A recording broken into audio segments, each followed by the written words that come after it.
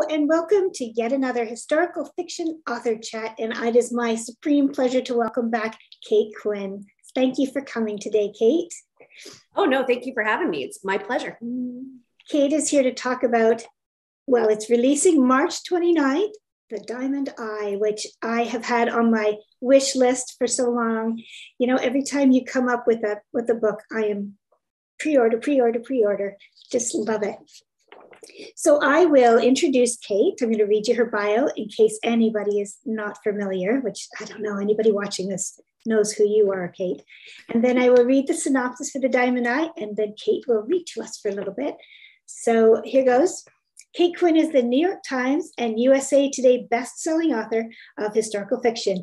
A native of Southern California, she attended Boston University, where she earned a bachelor's and master's degree in classical voice. She has written 4 novels in the Empress of Rome saga and 2 books in the Italian Renaissance before turning to the 20th century with The Alice Network, The Huntress, The Rose Code, and now The Diamond Eye. All have been translated into multiple languages. Kate and her husband now live in San Diego with 3 rescue dogs. And you have a very special name for your husband that I've seen you use on the Instagram all the time. I ended up calling him the Overseas Gladiator, which is a nickname that began when, I was first really, kind of getting started as a writer. And he's active duty Navy, and he was posted overseas to the Middle East. And I was joking that he was a little bit based on my ex-gladiator hero from one of my Roman novels, but he was overseas at the time. So I ended up joking that he was the gladiator, but he was the overseas gladiator. And it just stuck. So he's not overseas anymore. He's here, but I still call him the Overseas Gladiator online, or just the OG. I love that. I think that's so funny. All right, on to The Diamond Eye. In the snowbound city of Kiev, wry and bookish history student, is it Mila or Mila? I want to say Mila. Mila. Yeah. Mila Pavlichenko organizes her life around her library job and her young son, but Hitler's invasion of Russia sends her on a different path. Given a rifle and sent to join the fight, Mila must forge herself from studious girl to deadly sniper, a lethal hunter of Nazis known as Lady Death. When news of her 300th kill makes her a national heroine, Mila finds herself torn from the bloody battlefields of the Eastern Front and sent to America on a goodwill tour. Still reeling from war wounds and devastated by loss, Mila finds herself isolated and lonely in the glittering world of Washington, D.C., until an unexpected friendship with First Lady Eleanor Roosevelt and an even more unexpected connection with a silent fellow sniper offer the possibility of happiness. But when an old enemy from Mila's past joins forces with a deadly new foe lurking in the shadows, Lady Death finds herself battling her own demons and enemy bullets in the deadliest duel of her life.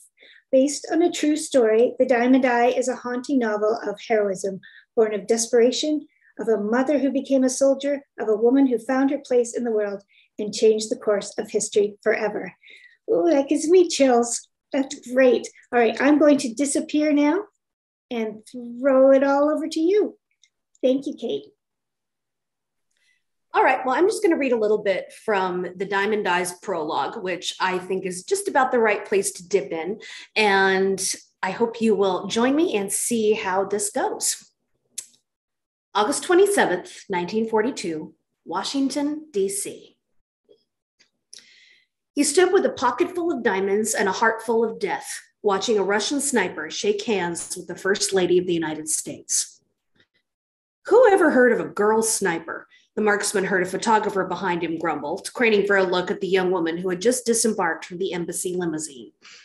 She seemed to flinch at the barrage of camera flashes like muzzle fire, averting her gaze and walking in a phalanx of Soviet minders up the steps of the White House. The photographer snorted, scoffing, "I say she's a fake." Yet we couldn't resist coming here for a look at her, thought the marksman, idly flipping his falsified press badge. A delegation from the Soviet Union arriving for the International Student Conference that was Eleanor Roosevelt's latest goodwill project. It couldn't have merited more than a few lines of newsprint, much less rousted a lot of hungover journalists and photographers out of their beds before dawn and sent them scurrying, pens in hand, to the White House gates, if not for that girl in her crisp olive green uniform. Did they say she had 75 kills on the Russian front? A Washington Post journalist wondered, rummaging his notes. I thought it was over 100.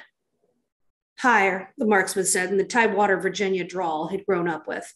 He'd long since ironed his soft southern vowels out into a flat mid-Atlantic cadence that could belong anywhere and nowhere, but he often let Virginia creep back into his tone, depending on who he was talking to. People trusted a southern accent, and they trusted the marksman, a loose-jointed man of medium height, medium hair between brown and blonde, a bony face and mud-colored eyes, usually jingling a clutter of uncut diamonds in his trouser pocket. He didn't like banks. Anyone who hired him paid in cash, which he then promptly converted to jewels. Lighter than cash, easier to hide. Just like bullets. He was 38 years old and had been operating for 19 years and more than 30 marks. It added up to a lot of diamonds and a lot of bullets. How does a girl like that kill over 100 Nazis? The columnist on his side was speculating, still watching the Russian woman on the front steps of the White House, standing to one side in a cluster of dark-suited embassy men as the First Lady welcomed the rest of the Soviet delegation. Wasn't she a librarian or a school teacher or something? Yeah, Ruskies let the women in their army, apparently. They're medical battalions, maybe, the marksman thought, but even the Reds don't make women into snipers. Yet he was there to see for himself, wasn't he? Wanting a look at the woman whose sparse biography he'd already committed to memory. Mila Pavlichenko, 26 years old, fourth-year history student at the Kiev State University, and senior research assistant at the Odessa Public Library. Before the war. After the war, 13 months of continuous fighting against Hitler's forces on the Russian front. Nickname, Lady Death. Damn it, how many kills was it on her tally? The Washington Post journalist was still searching his notes. Was it more than 200? 309, the marksman thought, but he didn't believe a word of it. This little junior librarian school teacher was no trained killer. She was a trick pony stuffed with Soviet propaganda, handpicked for the student delegation, and the marksman could see why. A pretty brunette with lively dark eyes and a neat photogenic face above her bemedaled uniform, nothing like the sort of mannish freak Americans would expect of a Russian female soldier. The Soviets needed American aid. They needed good press coverage on this delegation to American shores, so they'd selected the most winsome candidates they could find. Front and center, this girl sniper who looked so small and appealing beside that tall, bony bitch, Eleanor Roosevelt. Congratulations on your safe arrival in America. The press corps clustered close enough to hear the First Lady's cultured silver spoon voice easily as she addressed the Soviet delegation. See the flash of her horsey teeth. On behalf of my husband, the president, welcome to the White House. He looks forward to meeting you all at a later time and invites you to spend your first days in America's capital under our roof. You are some of the first Soviet guests to be hosted in the White House, a historic moment in the friendship between our nations. She began ushering the Russians inside, and that was that. It wasn't even 6:30 yet. The skies above the Capitol barely flushed with sunlight as the pack of journalists, photographers, and one lone, innocuous assassin began to disperse. Never thought I'd see the day a Russian sniper got welcome to the White House, a grizzled columnist grumbled. FDR will rue the day. He won't be alive to do it, the marksman thought, eyes still on Mila Pavlichenko's neat dark head as she followed the First Lady toward the doors of the White House. In 9 days, the last day of the international conference, President Roosevelt will be dead. I can see the headlines now, the Washington Post reporter muttered, scribbling in his pad.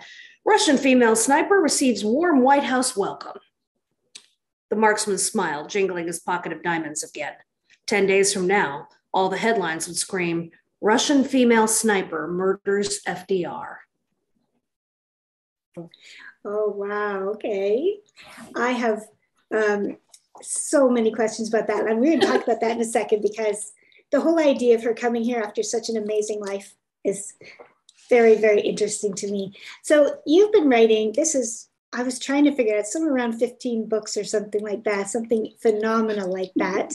And I know that you come from an operatic background, which is great for me being a classical oboist. So we should have played together sometime, but that'll be fun. That would be. So what got you started in writing? How did you make that leap? Well, I'm sort of the product of what happens when you have a set of parents who is a librarian with a history degree, that was my mother, and a professional jazz musician with a classical background in training, and that was my father. So books and music were the things that I had growing up. I ended up going to school for musical training and thinking about being an opera singer, but I was always writing books on the side, really ever since I was just a little girl. And so I never really stopped. And once I got to around 18 or so, I started to query literary agents, just when I could. And pretty much the way it went all through my early 20s and my late teens was I would write a book. I would query everybody in the literary marketplace who was representing historical fiction, all the agents who were doing that, which is generally a relatively small handful. And then they would all say no. And then I would write another book, and then I would do this again. And this pretty much happened all the way through my first half of my 20s. And finally, when I had just finished graduate school, I was working, I was auditioning and so forth.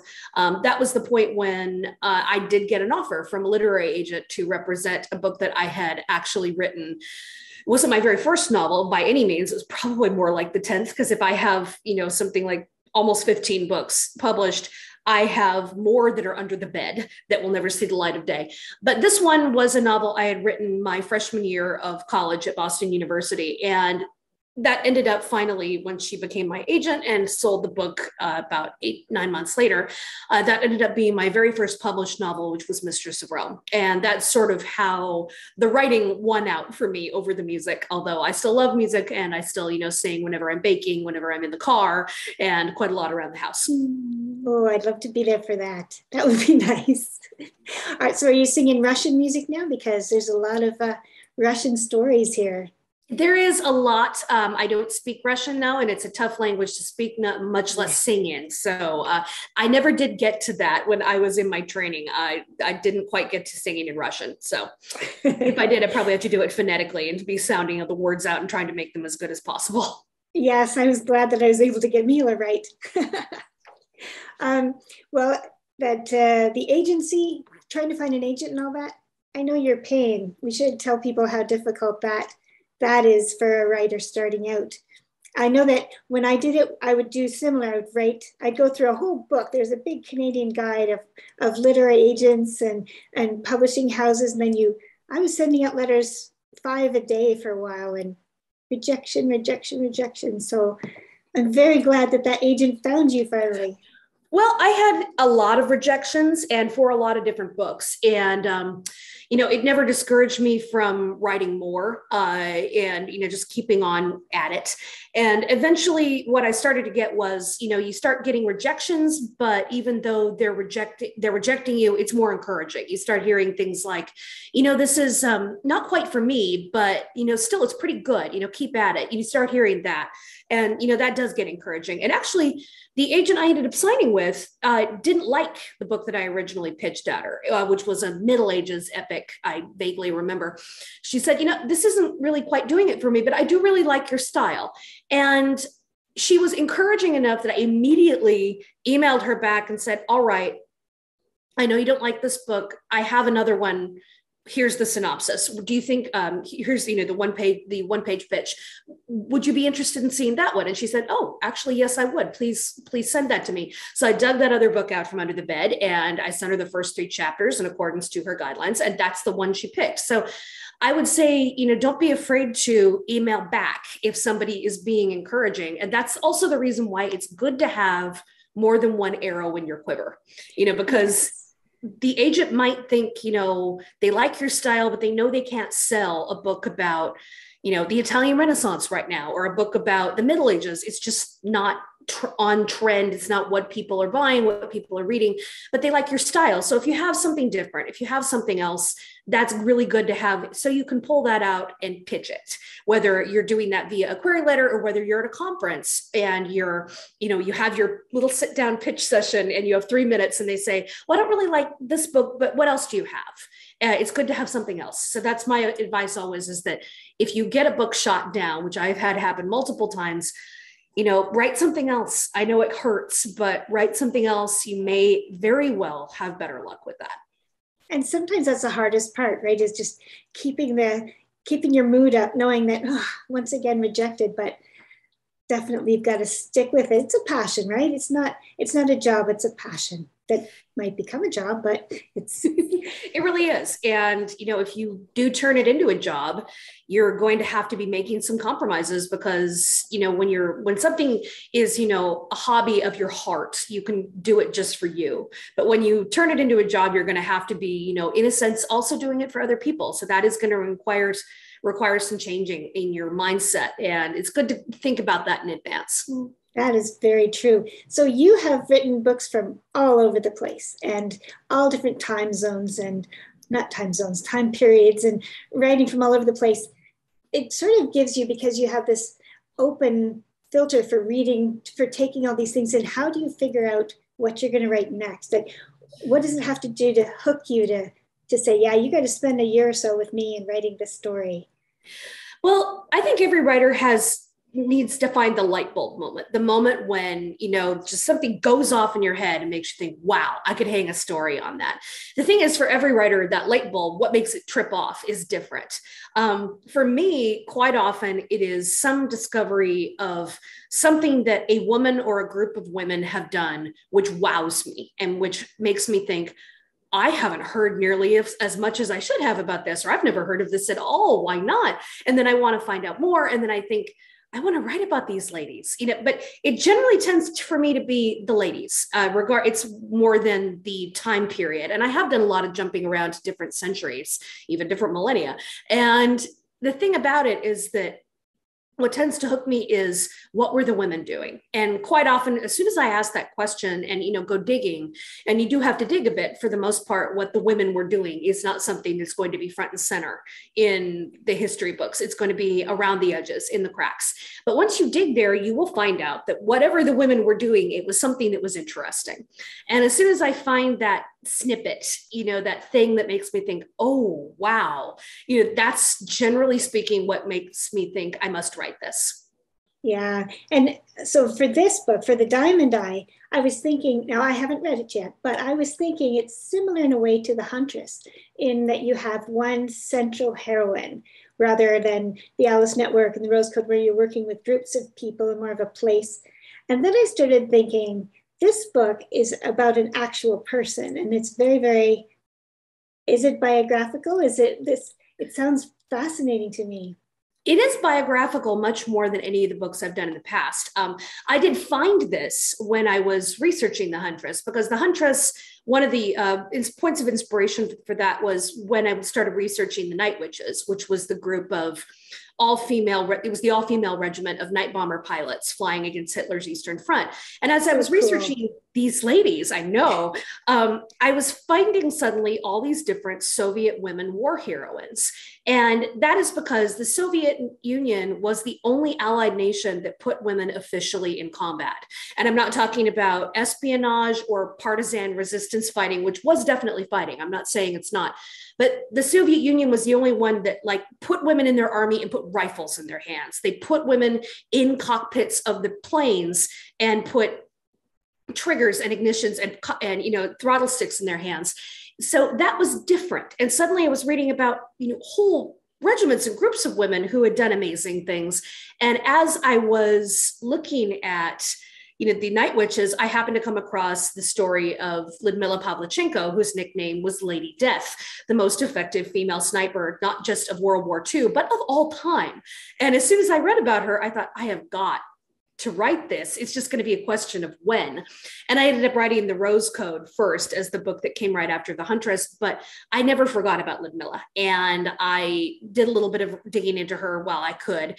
And I knew that after The Rose Code, all right, this is now, I want to write her story. And it really was a change for me, because most of my books do feature, more like a group of women. And a lot of my books feature, women who have been fictionalized to some degree, or they're based on very, small snippets of history. So I have to make up a lot to, flesh them out, or they're, fictionalized composites of real women. But Ludmila Pavlichenko was a real woman, and she did actually write her memoir of her war years later in life. So I not only had a real woman to deal with, I had her words in her voice, to help guide me. And that was wonderful, because I had, this great source document to work with, but it was also a bit intimidating because I have never really dipped my toe in the whole thing of biographical historical fiction, which is a very different animal from writing about fictional characters. Now, I did fictionalize certain aspects of her story that were not fleshed out enough. And I have added some fictional sub-threads and plot threads in this because, I'm writing a novel. I am not writing a biography of her. And honestly, if anybody wants just the, just the facts, ma'am, there's her memoir. You can read it. And that's the facts, or at least, that's the straightforward story. I am adding some more stuff for fun because, I am writing a fictional story, but it is starring a very real woman. And I tried to be cognizant of that and respectful of that when I was writing her. So when you're writing something like that, do you have to be in touch with descendants, with family members, and check it out with them? Or for this, I mean, that can be an option. I think every writer makes a choice about that. For Ludmila, I did not do that, but there are not very many descendants for Ludmila herself. She only had one son, and he has a granddaughter who's living somewhere in Greece, who I had read an interview with her about her grandmother, who died when she was a child. So it's one of those things where, I already had Ludmila's memoir and her words in her own words and her own life right there. So I worked off of that. It can be a little bit dicey when you are getting in touch with family members because there can be sometimes some hard feelings about, like, I don't want you to write about my grandmother. And in that case, you would have to make the choice of, well, am I going to write this anyway? Because I really want to write this book. And there's a question too of, like, whether this person, are they a public figure or not? I would say Ludmila was a public figure. She was a war hero. She wrote her memoirs, which were published, for posterity. She wanted her story to be told. That's what, writing a memoir means, at least to me. And she does have a Wikipedia page. She's quite well known in certain circles. So if she is a public figure, then that to some degree makes her life public property, legally speaking. Now, does that mean I have the right to, take a hatchet to her and to her life and her personality and do whatever I want with it in the name of fiction? I would say no. I still am trying to be respectful of it. But on the other hand, it is one of those things where once someone becomes a public figure, their families, to some degree, are aware that, people are going to be writing things about a family member of yours, and that's kind of the way it goes. So sure. That's something, though, that every writer of, especially more recent historical fiction does a certain amount of, ethical dancing and ethical consideration too, because you do want to be sensitive about the fact that these are real people who have real descendants, and, you want to take some of that feeling into account. I know some writers who do work with families, especially, which can be a real blessing if the family is on board and can share material. And I know some who decided, I'd rather not open that particular conundrum, and I'd rather write the story that I think I could write. So it's really kind of a decision that every writer has to make, especially if you're writing about people who are more recent in time and have more recent sets of descendants. Sure, that makes a lot of sense. So this woman, this incredible woman at age 25, had killed 309 men already. That's going to make her a pretty tough little lady. And I'm looking forward to meeting her. But if you've got, I don't know, it's probably a terrible stereotype, but I think about her and I think about the Night Witches, and I think these are tough women. These are women who can just get her done. It doesn't matter if I'm using guns to do it. So how do you, we're such a gentle folk over here in North America. How do you make a woman like that, a heroine, palatable? So someone that they want to get to know? Well, that really was the biggest challenge for me writing her, because I was worried that people, if they hear you writing about a woman sniper, they're going to be thinking of some woman with, icy eyes, who's, killing small animals from the cradle, and, some sort of horrible serial killer type at worst, or at best, that's like the ice cold person who, who's like the person who has ice water in their veins and makes all normal people shiver a little bit if they come into the room.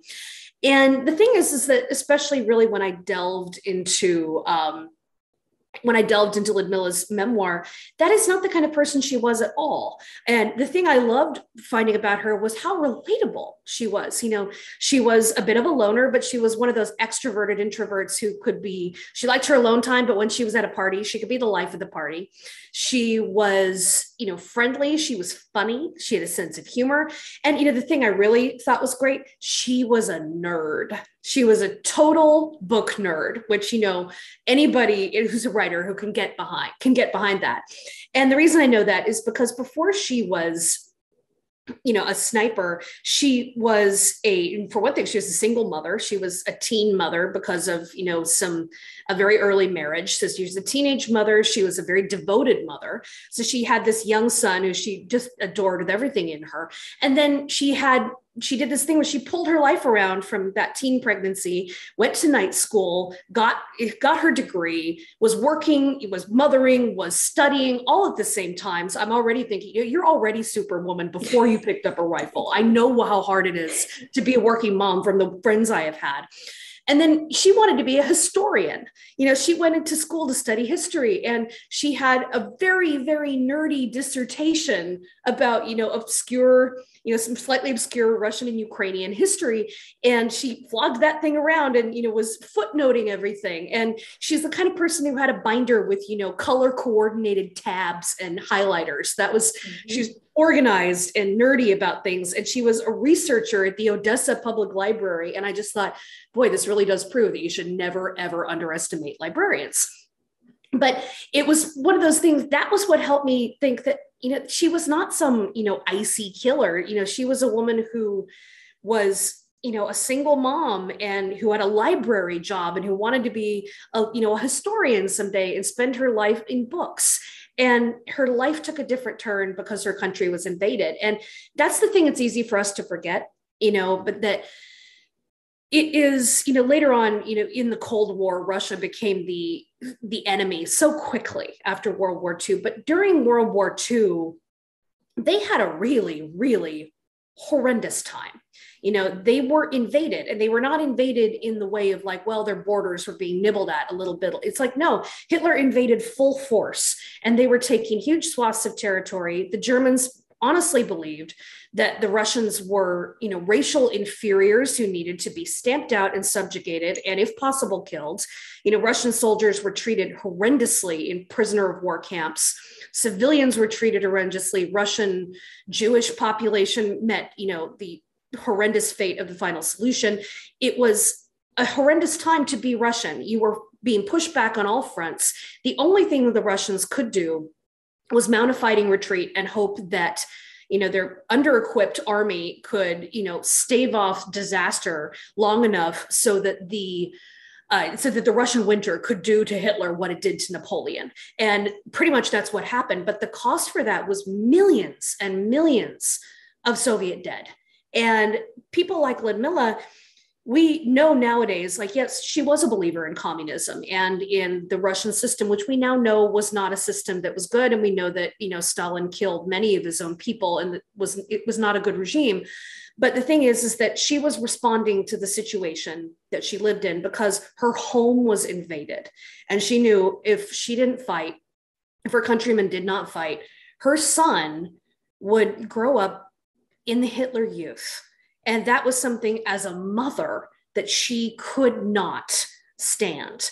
So whether I thought, it's like, all right, even if you're thinking, I don't know if I can support, a heroine who's a sniper. I hate guns. It's like, I don't know if I can support a heroine who, believes in the communist system. It's like, but I think we can support a single mom and a book nerd who only ever wanted to spend her life in libraries and, helping out her son at home, who suddenly finds her country invaded and decides if she doesn't do something about it, her child will grow up in Hitler's Reich.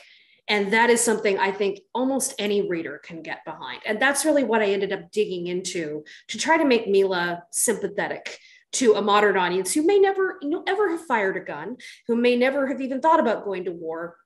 But on the other hand, we've never been faced with that kind of choice that Hitler invaded our country and is literally knocking on the door. And what do you do now? Exactly. And she went through that world, and then she goes into your prologue. So the most interesting part of what I was reading, you and I talked a little bit about this before, was that when she arrived in the US in 42, she was basically PR, right? For trying to get them into the war and trying to get people interested. And then they just kept belittling her. That was the second part of her story that I found so interesting. You know, she had this incredible battlefield, you know, time on the front lines in the Russian front. And then she just gets plucked out of that and, you know, basically told overnight, well, we're sending you to the United States on a goodwill tour. Please talk up the need for American aid because we need it desperately. And she's basically like, okay. And she just is dumped in the middle of Washington, D.C., you know, in the middle of all these glittering politicos, you know, the world of FDR and Eleanor Roosevelt and all these other people, and has to, you know, make the plea over and over, you know, for her country. And that was the second part of her story that I thought was so fascinating because, you know, it's the ultimate fish out of water. Mm-hmm. Oh yeah, and the way they talked about her as the girl sniper, and like your reporters there saying, what'd she get, like 100 kills or something? Like, they don't take her seriously at all. And it was making me think, like, they asked about fashion, they asked about makeup, and it made me think in the Marvels of Scarlett Johansson. There was that press thing where they asked her about her workout routine, and after they'd asked the other guys all the important questions. Yes. And it's like, that was one of those things, again, that made me relate to this woman who is so very different from the average American experience. It suddenly made me relate to her so hard because there she is sitting there in front of, you know, a bank of reporters, and she's got like this very important message to get across, like, please help us. My countrymen are being killed in the millions. We could really use a hand here. And what she is hearing is, what kind of makeup routine do you have on the front? Do you get hot baths there? And then literally she got the question, and it's like, that uniform really isn't very flattering. Like, do you have another one? And it's like, that skirt length makes you look fat. Do you mind? And I was just thinking, like, okay, first of all, there might be stupider things to do than to tell a woman with 309 kills that her skirt makes her look fat. There might be stupider things to ask. I admit I'm not coming up with any on the spot, but it was one of those things where she was so unbelieving. It's like, really? People are asking me this?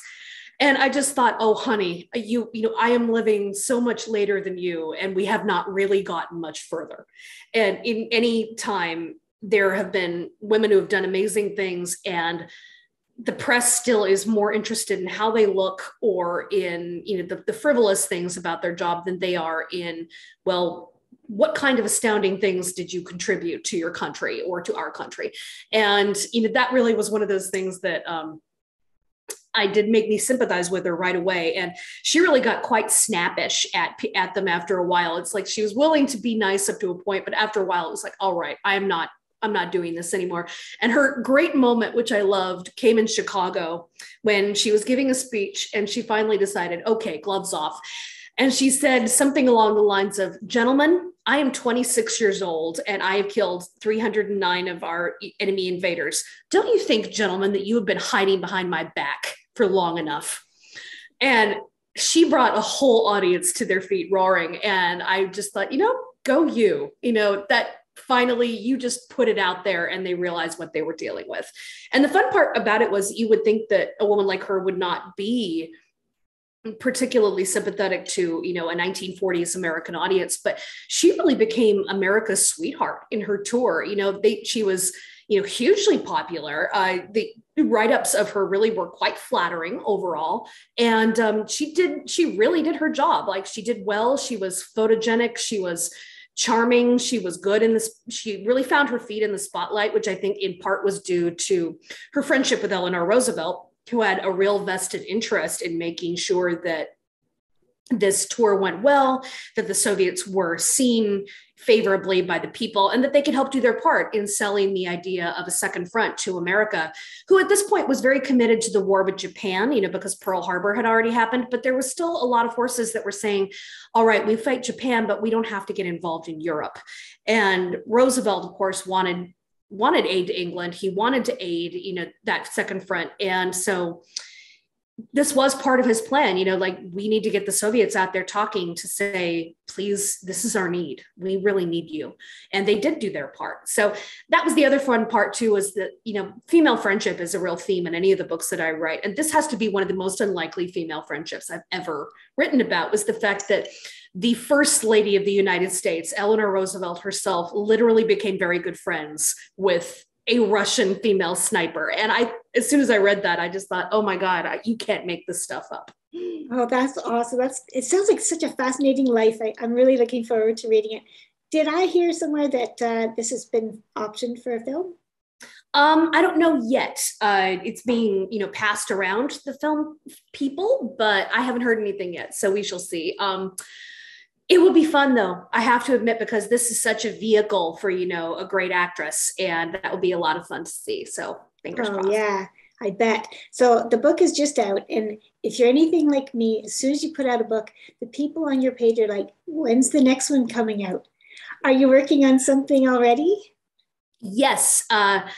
A little bit related to the whole Soviet idea. This one is set in the 1950s in Washington, D.C. And so there's the whole thing of, McCarthyism and the Red Scare and the Cold War. So I'm delving into sort of the home front idea of, that Cold War and, how does that play out in the 1950s? And I'm really enjoying that, I have to admit. Right now it's under the working title of The Briar Club. And we'll see if that title sticks. I'm only a little ways into it, though, drafting wise. So it's going to be a little while. I'm excited for that one already. All of them. Everybody knows that. Well, The Diamond Eye is now available out in stores. And it's one I've been waiting for a year for. So I hope everybody here puts in a nice pre-order and then sit back and enjoy the ride. I will, for sure. Thank you so much, Kate, for being here with me today. No, it was my pleasure. This was such fun. Thank you for having me. So nice to see you again. Bye-bye.